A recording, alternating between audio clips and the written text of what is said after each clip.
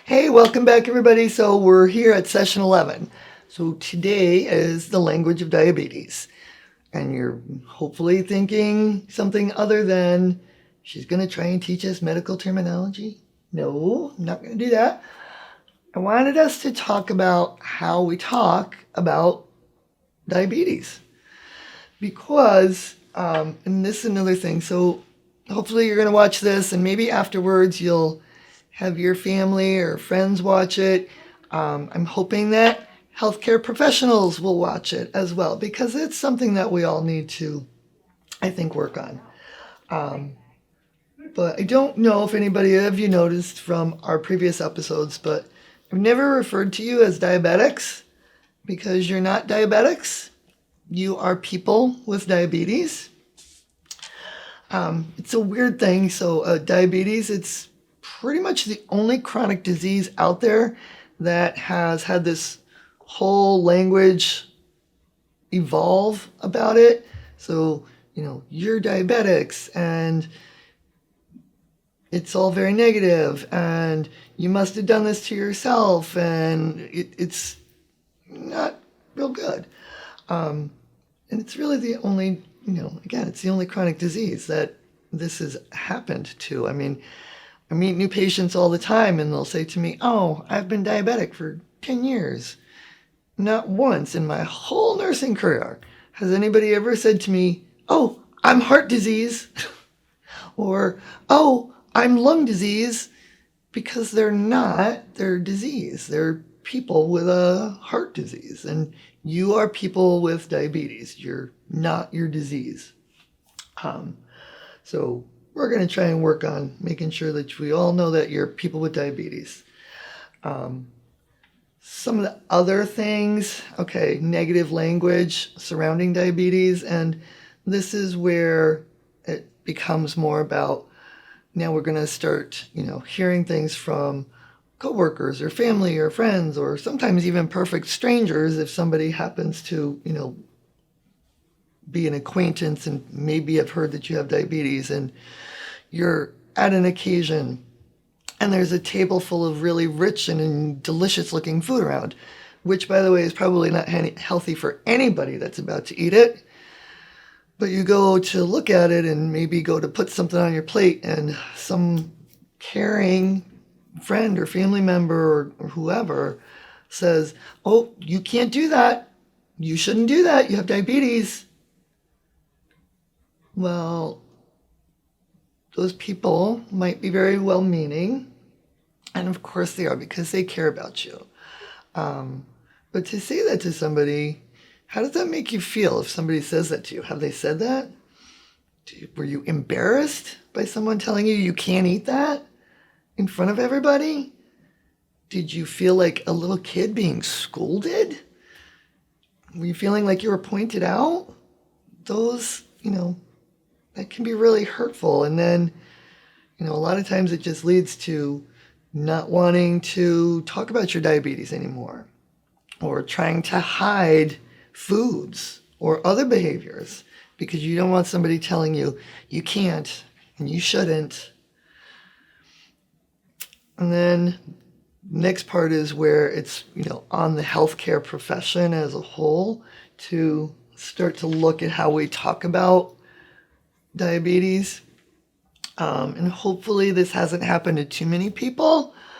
But along the line someplace, maybe some healthcare provider has said to you, "Well, you better get this under control or you're going to have complications."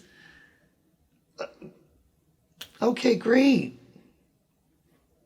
That's not really helpful, is it? Or you better start exercising, lose weight. Okay, well, if you felt confident to be exercising and lose weight, you would probably already be there, which, is again, not very helpful for somebody to just say, "Do that." And then there's the worst one, which I know, I hope that most healthcare providers don't say this anymore, which is, if you don't get this under control, you're going to be on insulin. So the two things that are wrong with that, in my point of view, is that it's not that you're out of control. You're having difficulty figuring out how to get into a really good, healthy, managed state of your diabetes. So, you need your healthcare team to work with you to figure out how to do that. And the other thing is, insulin shouldn't be a threat. Insulin is, it's a natural body function. It's what, is part of the problem with diabetes, whether it's type 1 or type 2. So I like to look at insulin rather as something to look forward to down the line. So, and I tell this to patients a lot. So the goal when I'm working with patients with diabetes is I want to help you be really healthy every day as much as possible, and that you have almost no or very little complications, so that you live really, really healthy, and now you're quite older than when you got diabetes, and everything about you is still really healthy, except at a certain point in time, your pancreas has just tapped out and says, nope, I can't do anymore. You got to take some insulin. So that's really the goal, to stay healthy enough where all the rest of you is still having fun and enjoying life, but you need to take some insulin. So that's my insulin story. So, instead of, and I know, so now I talked about all the negative things, so let's, talk about some ways that we can start to change those. And I think certainly healthcare profession as a whole needs to be taking lead and changing how we talk about and how we talk to people with diabetes. We need to stop using words like out of control or non-compliant or just any other negative terms like that. We need to be supportive and working with our people with diabetes to help figure out the best way to get you to your healthy goals. And quite frankly, I think that we as healthcare providers, we also need to be using those positive words and helping you learn that there's no stigma, there's no blame, there's no shame, and that you are not your disease. You are a person with diabetes. And then some of it is you're going to have to do this a little bit yourself. You got to talk to your family and friends. Let them know what it's like to have to manage diabetes every single day, all day, every day.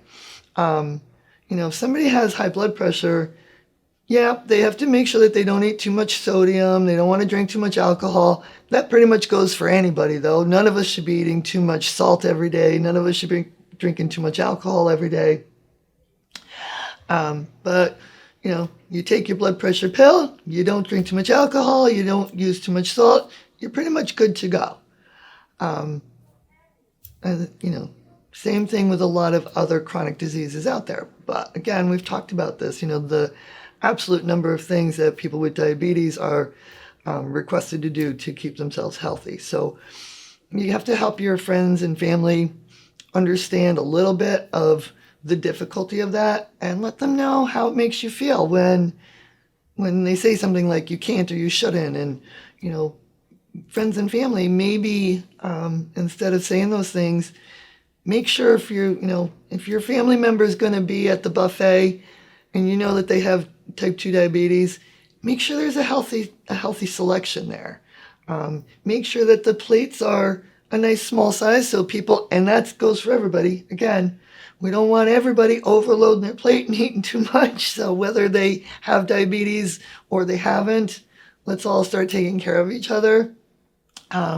Make sure that there's some good healthy options out there too. Don't forget, go back to that diabetes food hub that we've talked about. Lots of really good options there. But let's all start to be supportive and use more positive terms. And again, that comes from the healthcare profession first. And that's why I'm always going to let you know that you are people with diabetes, and we're going to find ways to keep you healthy, and we're going to work together as a team. So At this point, oh, you know what? I wanted to tell you one thing. So you people with diabetes, okay? So the other thing is stop saying things like you were bad or you failed or you cheated. So whether you had a couple of cookies, which is not cheating at all, you can have, some fun, enjoyable food in moderation, again, just like all of us should. That's not cheating and that's not being bad.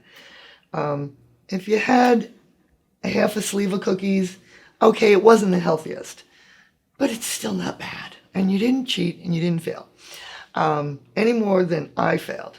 Because if you recall from session 6, when we talked about physical activity, and I made my own physical activity goal, I didn't do it. I started, I did not make it all the way through. So that's not a failure. It's time for me now to try again. I'm going to work at coming up with a different idea for myself. So you weren't any more a failure if you didn't do your physical activity goal either. So let's be kind and start saying more positive things. So I think that we are about running out of time for today. So remember, be kind to yourself. Let's try and start using those more positive words all together. And I'll see you next time.